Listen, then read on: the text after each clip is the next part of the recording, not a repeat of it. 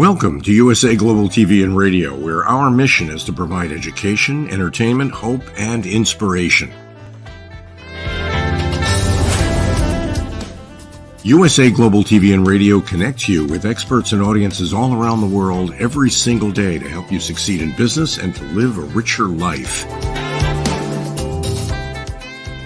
Visit us at usaglobaltv.com to learn about career and life-changing training and mentoring programs like the Listening Mentor. Subscribe to our newsletter to stay informed about our special programs and offers.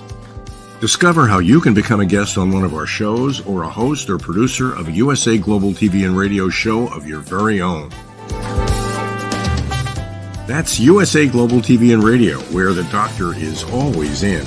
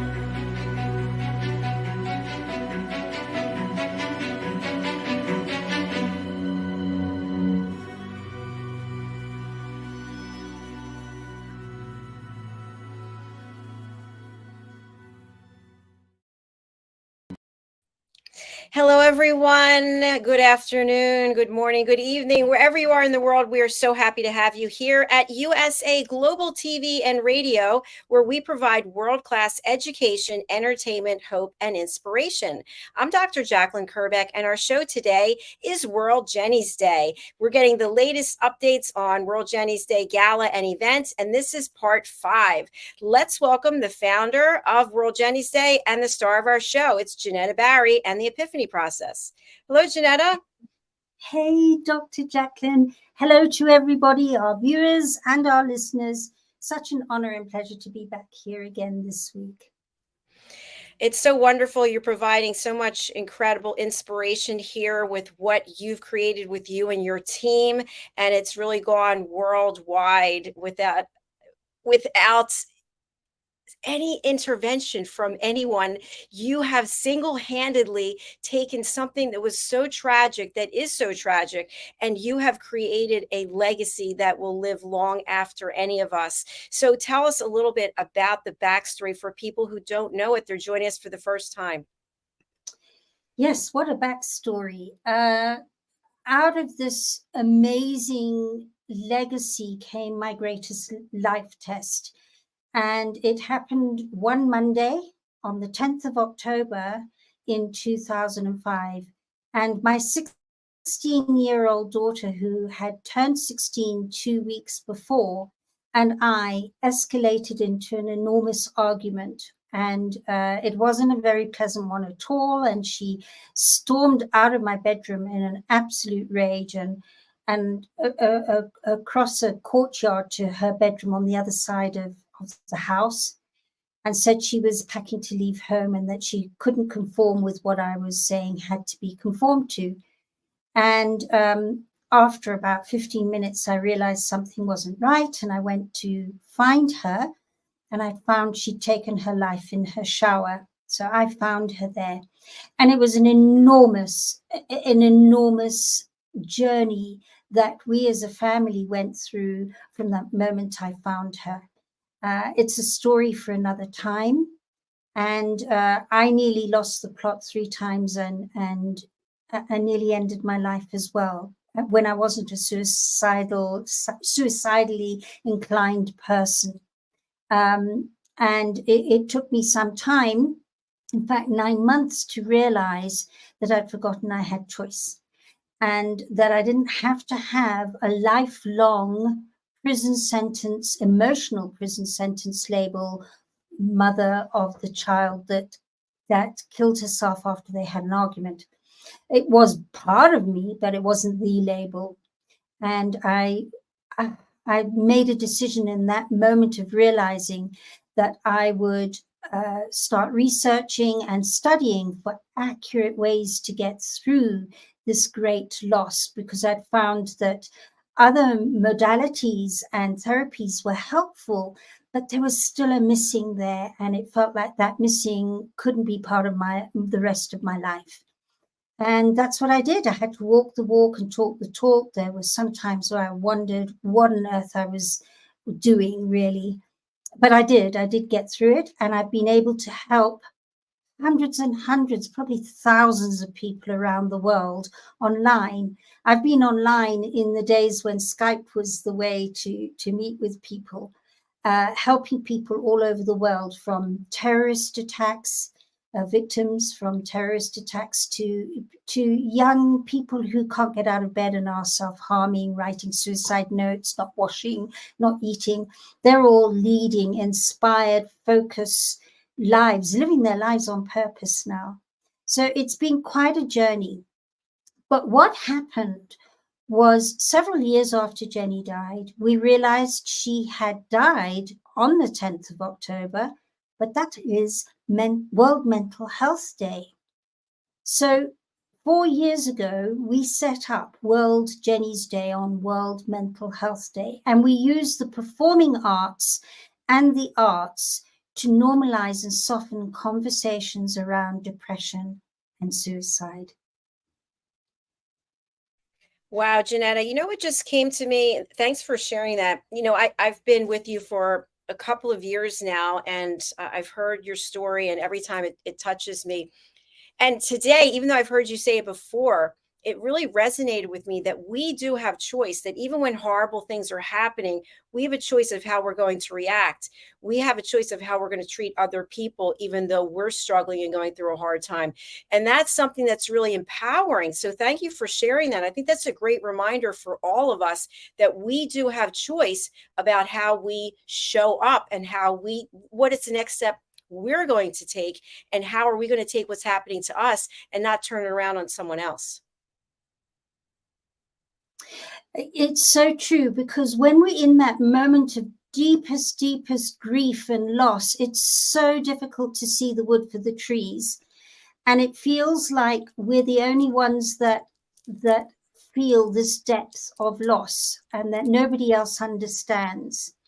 And that kind of traps us into that place where we can't move forward, because we feel nobody is there to nurture us and understand us, but we feel more judged. And there are a lot of people that come out with all these cliches of how you should move on and ought to move on and all sorts of things. But at the same time, there are others who aren't like that, and we kind of get blocked and distorted with the fact that we feel we're trapped, we're in that prison sentence, and we can't see any reason in our darkest hours. But there is reason, and there's always hope, and there's always light. And there's always a hidden, amazing, heart-opening gift in the most difficult of circumstances, always. And I've proved it again and again and again in my life. And I've helped others to prove it to themselves too over these last 15, 16 years of consulting. Such incredible, important work that you're doing, Jenetta. And I'm just so honored and just ecstatic that you are here on our team and you are bringing this awareness. So tell us, this is part 5, week 5. What are some of the latest and greatest updates about this incredible event? And by the way, I want to say it's more than an event, because it's really, you formed a charity, but it's also a legacy, as I mentioned before. It's not just one day of the year. No, it's not. And that evolved in itself in the first year and into the second year, when we were all in lockdown, when we suddenly found people were coming forward and saying, what about this? I can do it then. And what about that? And suddenly we had a series of events before the 10th of October. And 10th of October became like a celebration, a closing ceremony of celebration, which it is this year as well, where performing artists and artists all around the world for 24 hours through this amazing platform, USA Global TV, and the amazing Dr. JACALYN. We are streaming worldwide over 24 hours with some amazing performers who are giving their time and their effort to this really important, vital cause.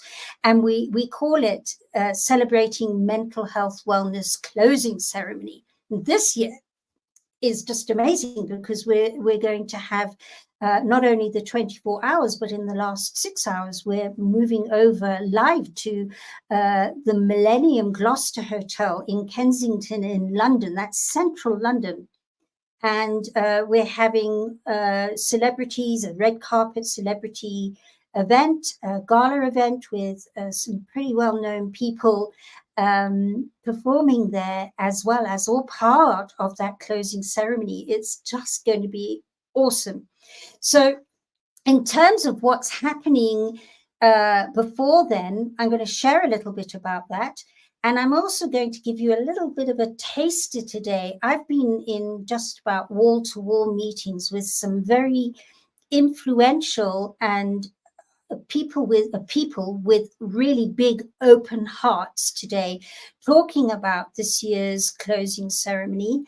And over the next few weeks, we'll be able to start divulging what's happening there. But I am beyond inspired, because as we mentioned, Dr. JACALYN, last week, there are moments when you're doing something as big as this where you do scratch your head and go, I'm doing this because sometimes it can feel like you're trudging through hardening mud that's going hard. And every time I've felt like that and gone, wow, this is so tough and so difficult, I've gone into a meditative state of seeing how the situation appeared to look and acknowledging it, so I don't deny I'm feeling like that. And then I wrap it up in a little parcel and I send it out to the universe, and I see all the solutions coming in the most appropriate ways. And this week has been a fine example of that happening. As I opened my eyes on Monday, people were coming forward. They didn't even know I had challenges, and they were pretty big ones, coming forward saying, okay, we can help this way and that way. And I've just finished a meeting with our co-executive producer, who's also very prominent and a dear friend of Dr. JACALYN and mine, and that's Dr. Madeline Chan. She and I have been on this meeting now, and so you have to tune in next week and the week after that, because some amazing things are happening. But in terms of what's happened before today, and stuff I can talk about because it's really very definite and happening, is we've got the week after next, on the 20th of August, the start of our very big fundraiser, which is a safari cycle ride through 2 game parks in Kenya. So we've got people arriving from all over the world not this weekend, but the following weekend to participate in this. And one of the most prominent, well, we've got a VIP joining us in that, and that's one of World Jenny's Day's ambassadors. She's been an ambassador of ours for over 2 years now. And her name is Karen Dark. She has an MBE because she is paralyzed from under her arms downwards. And she didn't let that define her. And she's a British gold Paralympian. She's won silver and gold for Britain in the Paralympics. She has done unbelievable journeys all around the world through Patagonia, the Antarctica. She cycled the Antarctic in December last year. And she's joining us with two, not one, but two hand bikes this year. Hand bikes, one for Kenya, and then she's going on with a team of physically diversified people. And there she is cycling up Mount Kilimanjaro on the Tanzanian side of Mount Kilimanjaro, all for World Jenny's Day. Got a film team, filmmakers arriving to record it all. And that's all happening the week after next. So I thought I would show you a little bit of what's happening. Some of you have probably seen this already, but I thought we would have a look at it again because within this, in fact, I'm going to end with a very special story as we close off that's so close to my heart and is likely to touch yours as well. So this is a little bit of the itinerary that we have. We've got an experienced guide and organizer. His name is Chris Angel. He knows Africa and especially Kenya inside out. He's done these cycle tours before. We had it last year, by the way. And his wife, Janine, and I went to school together. We went to the Loreto Convent here in Nairobi.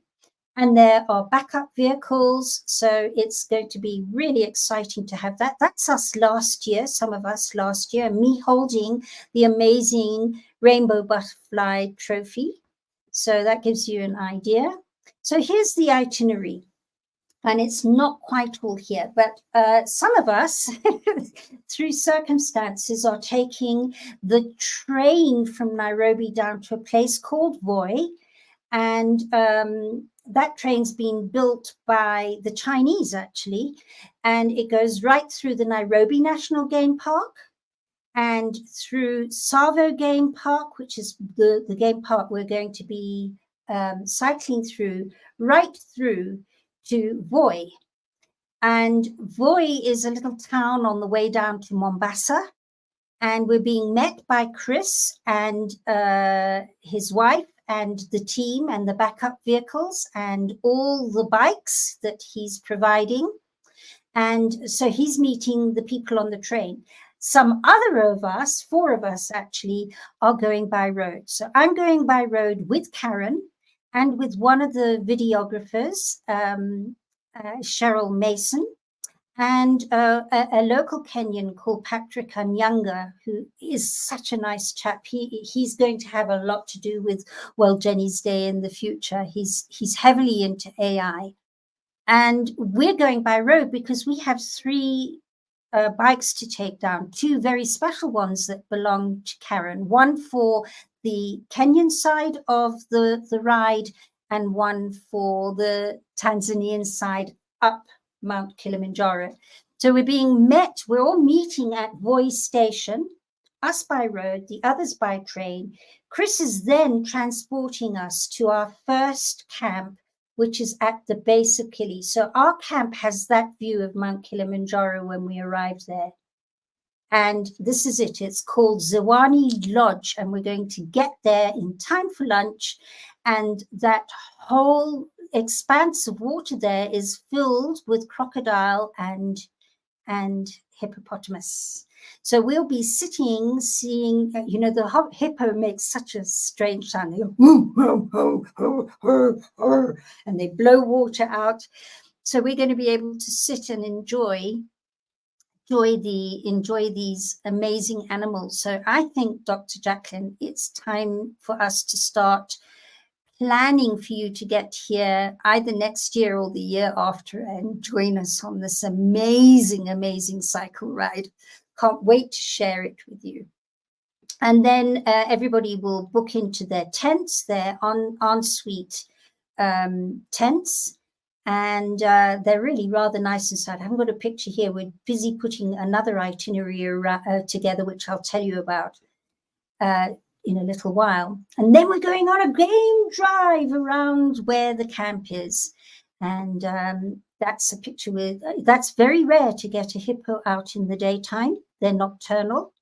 And I have to tell you, if you think that's a big animal that stumbles along, you are completely misled, because that animal can run like you won't believe. So if you're out of a car and it decides you're great to chase, you're going to have to run faster than a cheetah. I promise you, they run like you won't believe.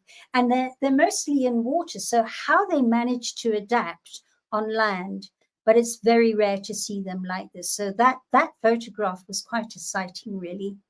And then it's going to be followed with Chris.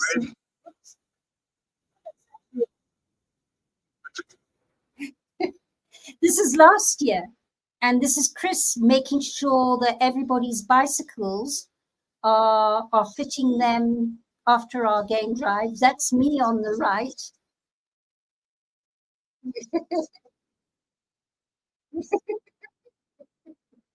Looking good, Jenetta. And then we will go and follow it with sundowners. And then, of course, we have dinner at Ziwani Lodge. That area of Kenya is filled with Maasai tribes people. So that's them. That's the Maasai warriors doing a Maasai warrior dance for the guests there. So that's dinner at the lodge. And then we go to bed. And when you get into bed, you can hear all through the night.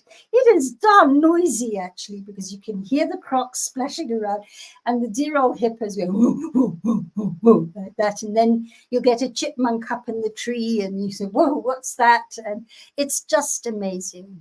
And of course, you've just got tent walls. So it really feels as though you're safely there in a tent.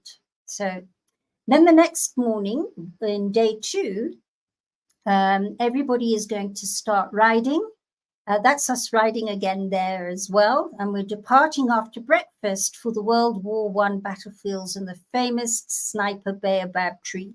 And that baobab tree comes from First World War history, where Germany had Tanganyika, which is now Tanzania, as a protectorate, and Kenya was a British colony. And they went to war in First World War I at that border post. And a German lady hidden in that tree and sniped at British soldiers. And they couldn't understand why they were falling in like flies, because that tree is hollow inside. So when you get there, you can actually look in and see where she actually lived in there for a long, long time, sniping at British soldiers. How do you get in there, Jenetta? You have to go quite high up and then climb into one of the holes that are naturally there in the tree and climb down. But she had put in metal, they're still there, so she metal rungs, so she could get up and then down again. It took them such a long, they couldn't work out where these soldiers were being shot in the middle of the African bush. It's like, who's shooting them? They couldn't work it out. So anyway, and then we carry on from there. Some of this is tar, and we're going on to have lunch at the Taita Hills Lodge. And that lodge has a whole display like being at a museum, showing what happened with the Germans and the British in World War I there. And it's an amazing display filled with so much information. It's fascinating. So we're having lunch then, and then we're going to its sister lodge, in Taita Hills, which is, I'm not sure if we've got it here. Have we got it there? No, we haven't. Taita, because I wasn't sure if we were going to go from Taita Hills to Salt Lick. It all depended on our numbers, and we are going to Salt Lick. And Salt Lick is on stilts. So your bedroom is on stilts, and the elephants and all the animals, you look out your window and there are the elephants, and you look down and you see them, and there's a watering hole and a salt lick there. When you sit down to dinner, the elephants come right up to where you're eating, and you can see them down there as they're drinking and licking the salt. So we're going to Salt Lick Lodge from Taita Hills.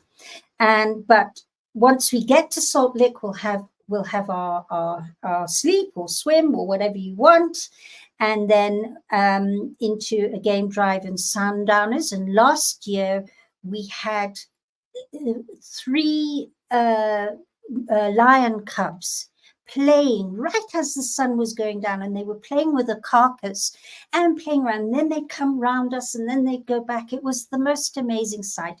And of course we had our sundowners watching all of that. It was really quite amazing. The next day we're getting back on our bikes again, and we're going to a place. Oh, this is another one.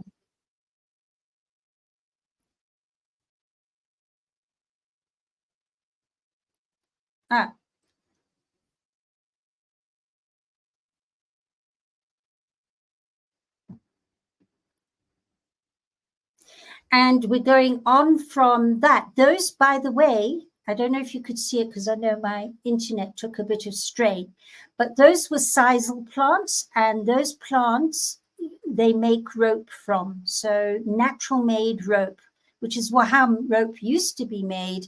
And then they went over to nylon, and now they're back. And those sisal plantations are back. And this is Hildana Lodge. Hildana Lodge is owned by one of the sisal plantation farmers, and he's built it to look very much like the Arabic coast of Kenya, because Kenya has heavy Arabic influence from the trade winds, when the Arab traders for hundreds and hundreds of years used to come from Arabia to the ancient port of Mombasa. Mombasa is as old as Egypt. Its history goes back that far. So he's built this lodge, so it's very coastal and very Arabic. You can see these carved doors here are very Arabic, and these lamps and so on. So we're going to, there's one part of the interior inside the lodge, in Hildana Lodge. You can see here that's very Arabic. Actually, and this Arab chest as well. It was put together by a friend and client of mine, so that's really rather special as well. So, and then we're going to a special rock that overlooks the whole of Savo, and we'll have sundowners there at the rock that evening. And then the next day, we are going through to a place called Mount Kasigao. And it's a huge mountain, and we're going to ride past it and go up a little part of it to take photos, which is what we did last year. But it's a gentle ride down, one of the nicest rides you could ever ride in Africa. So this is an easier day to cycle. And there we are up part of Mount Kisagu. And this is such a special story from last year, because she had grown up in Canada in a very cotton wool society, and being able to do this ride made such a difference to Bridget. She was amazing. I had such admiration for her. And then we get to the divide between the two Savo game parks, Savo West, we've now gone through, and we're going over to Savo East. And here we're going to, in Savo East, go to Wildlife Works at Sitawa Camp, Savo East, and that's the mess tent. So when you book into your tent there, once it gets dark, you are not allowed to walk around, because every animal of every description walks through that camp. So you have to flash your torchlight, and a man comes who knows about animals, and he takes you to the mess tent here to have drinks and dinner. So it's really rather exciting, very special. Can you order in And instead of then the next day, I said, can you? no.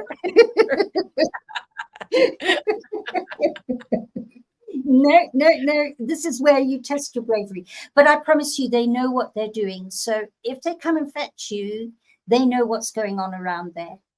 So they won't fetch you if there's a leopard outside. They won't. They'll just say, hang on 10 minutes, we'll be there. So it's all very, very safely dealt with, but it does make it very exciting because you think, I'm really with the animals here. And that's the night we have absolutely no cell phone connection. We're really out of everything then. You can't phone anybody or do anything. Okay, then we carry on along Tsavo East's open plains, where you'll see a lot of game. And here we'll be escorted by the Kenya Wildlife Services Rangers, as well as the support crew, so that we can really safely go through those plains with all the animals around.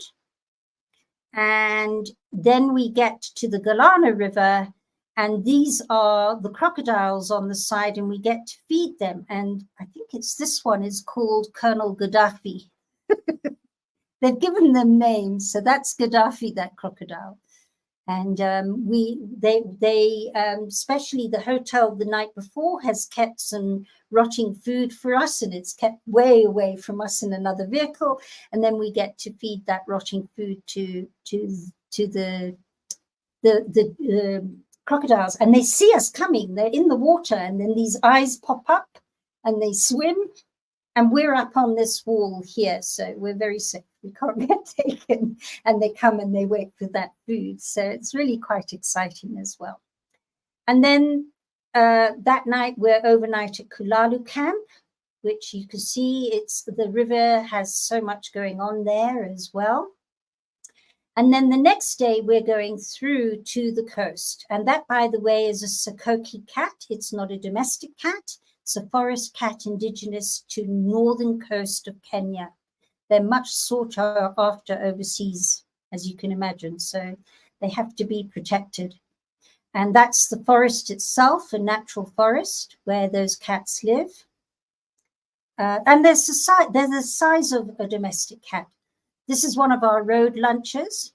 And as a matter of interest, this is Alistair Froome, Chris Froome, the British Tour de France champion.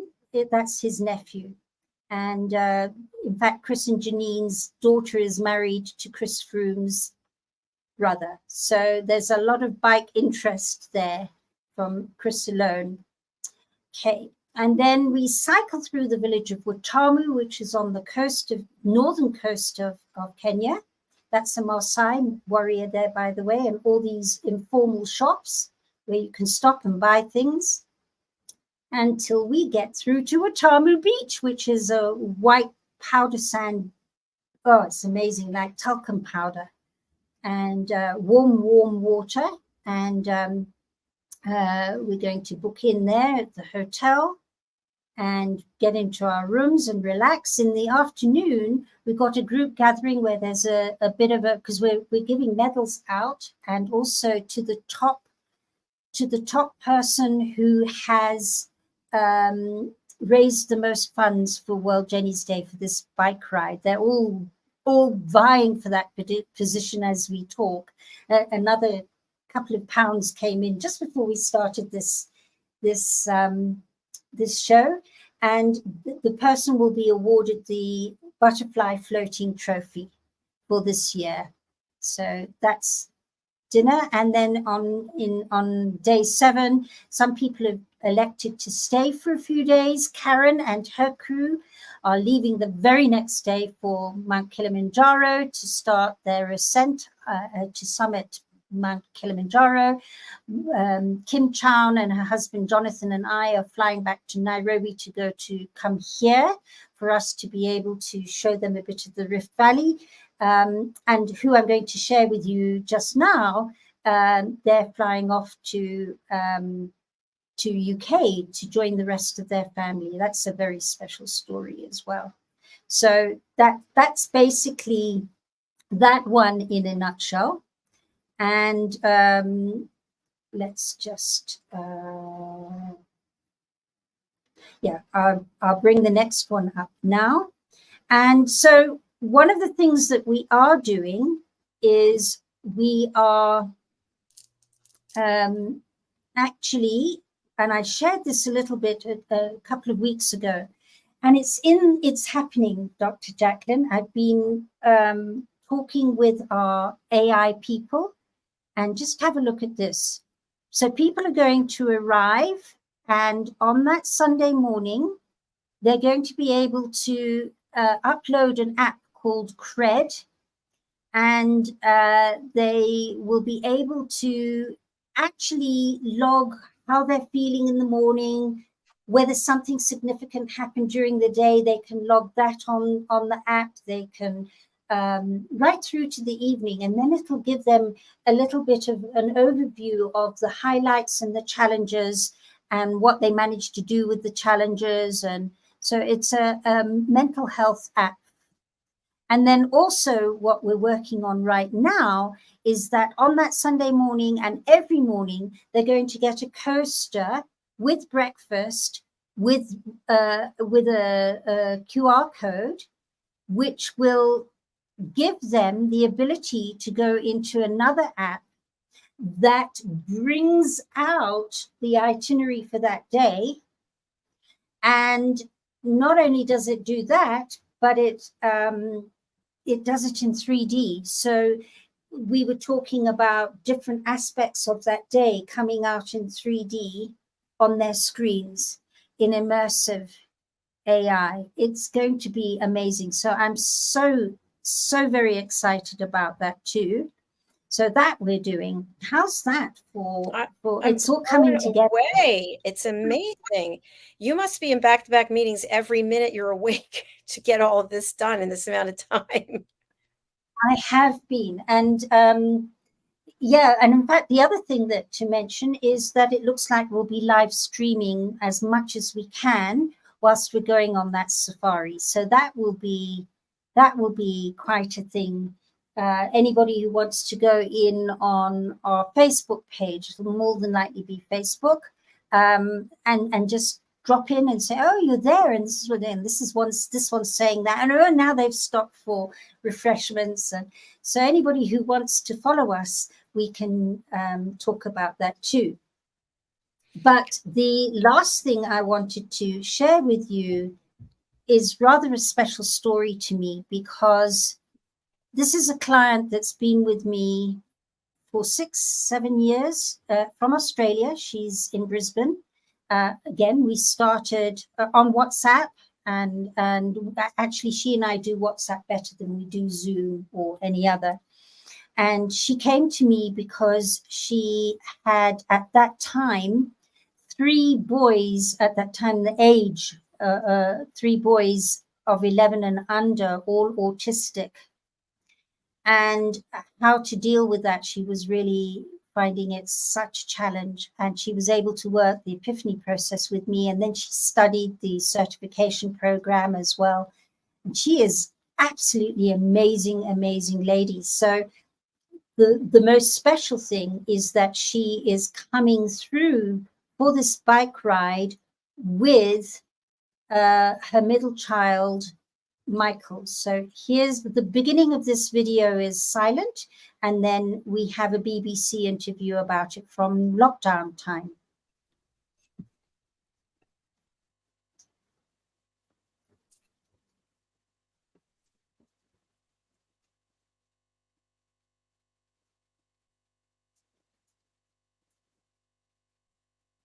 All of the lockdown period and the confusion that has come with the speed at which coronavirus overtook all of our lives, the clients that you've been working with, and you've checked with them that they're happy for us to talk about some of their experiences, though not name them obviously, but what kind of things have you been up against when people have been trying to make some sort of sense of the situation?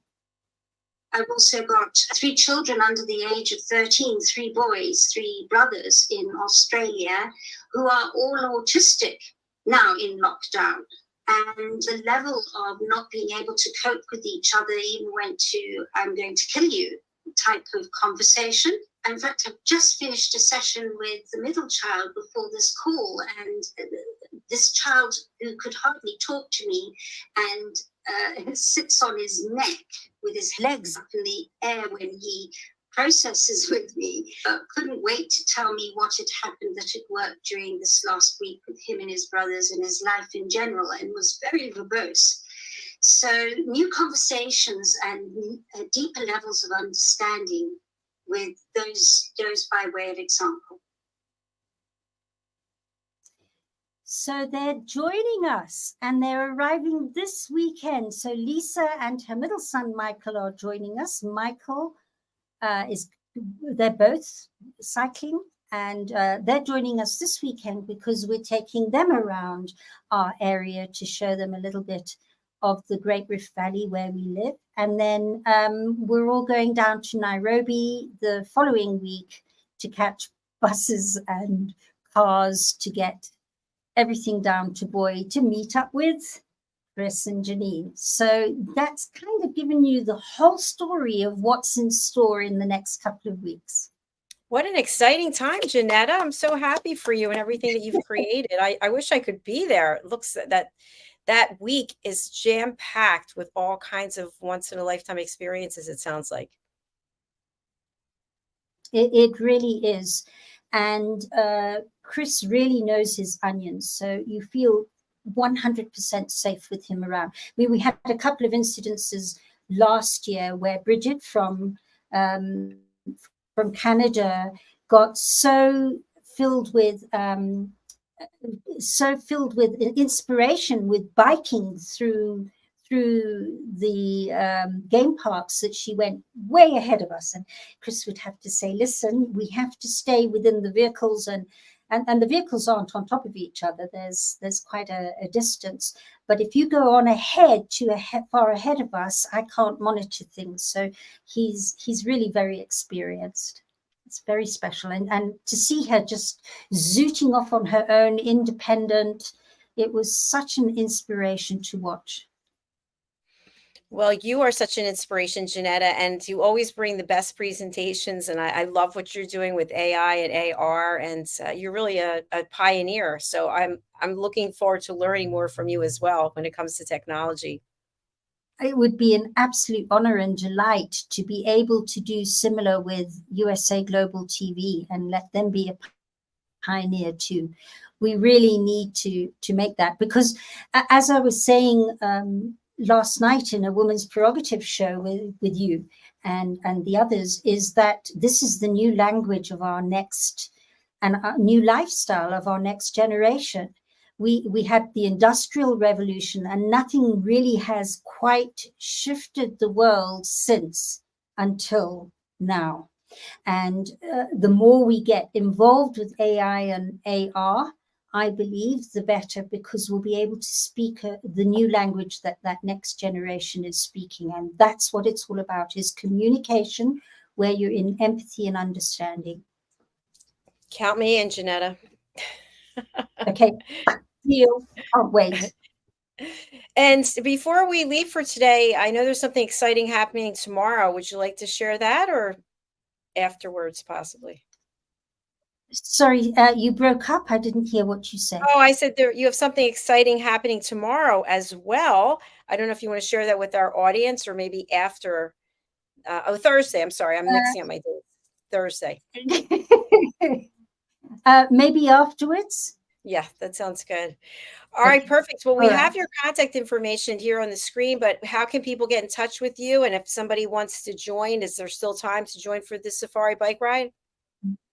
If you act swiftly, there is. We've still got a few spaces, not very many, but there really is. If you can get through to Nairobi by the 19th of August, so that's still another 10 days from now, and you can hop on, you'll come down by road with us and get into the whole thing. So if you'd like to know more about your very own special ride and joining us, you can get hold of me, perhaps the swiftest way is +44 777 423 0464, and I'll put that in. Oh, I can't do it because I'm sharing, but I was going to put it into the comments, but we can't when we're sharing. Can you say what it is? Can you say what it is again, please? 44. My WhatsApp number, so it's +44 for UK 777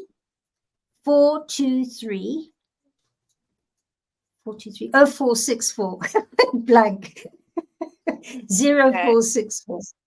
And rather, sorry, I just want to read it back. 44 777 423 0464. Yes, and you can see more of it on the World Jenny's Day website. It's under fundraising. So go to the World Jenny's Day website for our listeners. That's WORLDJENNYSDAY.com, worldjennysday.com. And I'd be delighted to meet up with you and chat more, and you'd be very welcome. All right. Thank you so much. We are showing that number right here on the screen. So please do contact JENETTA. JENETTA, absolutely a pleasure. And thank you again for taking this time and putting all the effort that you always do into your shows. Would you just please educate our audience about the art of creating mental health wealth and also global adventures? When can they see these shows? Yes, we've got 2 shows at the end of the month, and I suspect they'll be about the bike ride, really. But the one is the art of mental health wealth, and we have guest appearances and people who talk about how they've got through their life tests or become inspired because of whatever's happened to them, and they're pretty inspirational, our guests. So watch that space. That's on the last Wednesday of August. And also on the last Wednesday of August is Global Adventures. So we're likely to have quite a lot of feedback from people on this one. If not, because we might not be able to do it because of our filmmakers. I'm still establishing that. If not, we've got somebody else very special. This is an amazing one. And in fact, her mother's here as our guest tonight.